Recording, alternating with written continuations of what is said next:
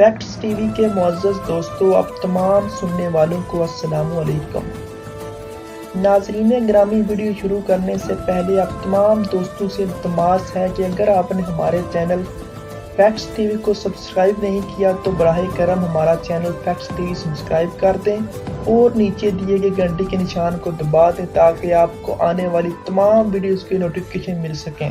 معزز سامعین، history of اسلام کی آج کی ایپیسوڈ میں ہم ایک اہم شخصیت عثمان غازی کے حالات و واقعات سے روشناس ہوں گے، جو کہ خلافت عثمانیہ کے بانی تھے۔ 1258 کو مسلمانوں کے بدترین زوال کے طور پر یاد کیا جاتا ہے، کیونکہ اس سال چنگیز خان کے ہونہار بیٹے ہلاکو خان نے بغداد پر یلغار کی اور اسے پاش پاش کر دیا۔ مسلمان مردوں کو قتل کر دیا گیا اور عورتوں اور بچوں کو غلام بنا لیا گیا۔ ان نابالغ لڑکوں کو ٹرین کر کے منگولوں کی فوج میں شامل کر لیا گیا۔ مسلمانوں کو قتل کر کے ہلاکو خان نے ان کی کھوپڑیوں کا ایک مینار تعمیر کیا۔ ایسی قتل و غارت کے بعد لوگ سوچتے تھے کہ اب مسلمان شاید کبھی بڑی طاقت کے طور پر ابھر نہ سکیں گے، لیکن قدرت اس پر ہنس رہی تھی۔ اسی برس ارطغرل غازی کے ہاں ایک لڑکا پیدا ہوا جس کا نام عثمان رکھا گیا۔ عثمان غازی بچپن ہی سے اپنی روایات سے منسلک رہا۔ وہ ایک عظیم کردار کا حامل انسان تھا۔ اس نے ہمیشہ اپنے والد کی طرح سلجوقیوں کی وفاداری کی۔ 1288 تک اپنے والد کے ساتھ مختلف جنگوں میں حصہ لیتا رہا اور 1288 میں جب اپنے والد ارطغرل غازی کی وفات ہوئی تو ارطغرل غازی نے وصیت کی کہ میرے بعد اس قبیلے کا سردار میرا بیٹا عثمان غازی ہوگا۔ سردار بنتے ہی اس نے بازنطینی علاقوں پر حملے شروع کر دیے۔ عثمان کی پہلی بڑی کامیابی قراجہ حصار قلعہ کو فتح کرنا تھی۔ سلجوقی سلطان عثمان کی اس فتح سے بے حد متاثر ہوا اور عثمان کو اس علاقے کا سردار اعلیٰ مقرر کر دیا۔ اب عثمان پر سلطنت کے سارے راز کھل چکے تھے۔ سردار اعلیٰ بنتے ہی عثمان پر فتوحات کا دروازہ کھل چکا تھا۔ عثمان کی داغ دور دور تک بیٹھ گئی تھی۔ بازنطینی اور منگول اس سے گھبرانے لگے۔ 1300 میں منگولوں کے حملے سے ایشیائی کوچک میں سلجوقی حکومت کا بالکل خاتمہ ہو گیا تھا۔ اب عثمان بالکل آزاد و مختار ہو گیا تھا۔ اس نے ایک خود مختار سلطنت کا اعلان کر دیا۔ اس کے بعد عثمان نے تمام فتوحات ایک خود مختار حکمران کی طرح حاصل کی۔ عثمان غازی فتوحات کے ساتھ انتظامی معاملات بھی دیکھتے تھے۔ 1301 میں سلطان عثمان نے بازنطینی شہنشاہ کی بڑی فوج کو قراجہ حصار میں عبرتناک شکست دوچار کیا۔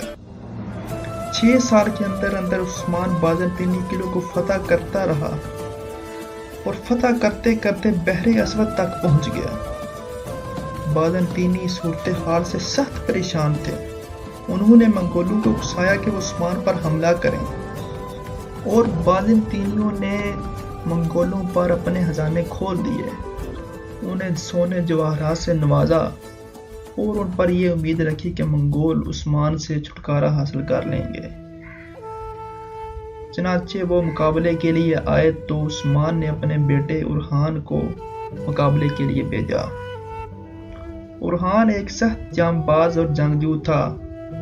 انہوں نے انہیں سخت شکست دی۔ یوں بازنطینیوں سمیت عثمان کے تمام دشمن خوف زدہ تھے اور صلیبیوں کی کمر ٹوٹ چکی تھی۔ 1317 میں عثمان نے ایک عظیم شہر بروسا کا محاصرہ کیا۔ یہ محاصرہ طول پکڑ گیا، حتیٰ کہ 6 سال بعد اسی محاصرے کے دوران سلطان محمد عثمان اپنے خالق حقیقی سے جا ملے۔ وفات سے قبل انہوں نے اپنے بیٹے اورخان کو اپنا جانشین مقرر کیا۔ سلطان اورخان نے بروسا کا محاصرہ جاری رکھا اور 10 سال تک یہ محاصرہ چلتا رہا اور 1326 میں بالآخر عثمان کے بیٹے اورخان نے یہ علاقہ فتح کر لیا۔ تاریخ میں عثمان غازی کی 2 بیویاں تھیں جن کے نام مال اور بالا خاتون تھے اور عثمان کے 5 بیٹے تھے۔ سلطان عثمان کی بہادری غیر معمولی تھی۔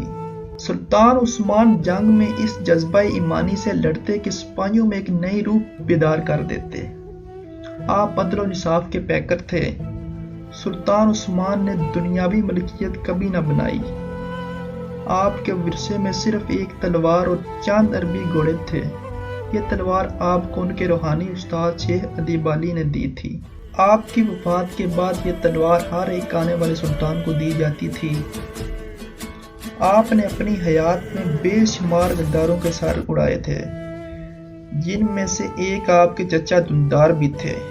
سرداری کے لالچ میں آ کے دندار نے اپنے قبیلے سے غداری کی اور بازنطینیوں کے ساتھ اتحاد کر لیا، جس کی وجہ سے سلطان عثمان غازی نے اسے قتل کر دیا۔ عثمان غازی نے اپنے چچا دندار کے ساتھ کئی اور غداروں کا بھی صفایا کیا۔ عثمان غازی کی قائم کردہ یہ خلافت 600 سال تک رہی، جس میں ایشیا، یورپ سمیت 50 مختلف ممالک شامل تھے۔ اللہ تعالیٰ غازی عثمان کے درجات بلند فرمائے۔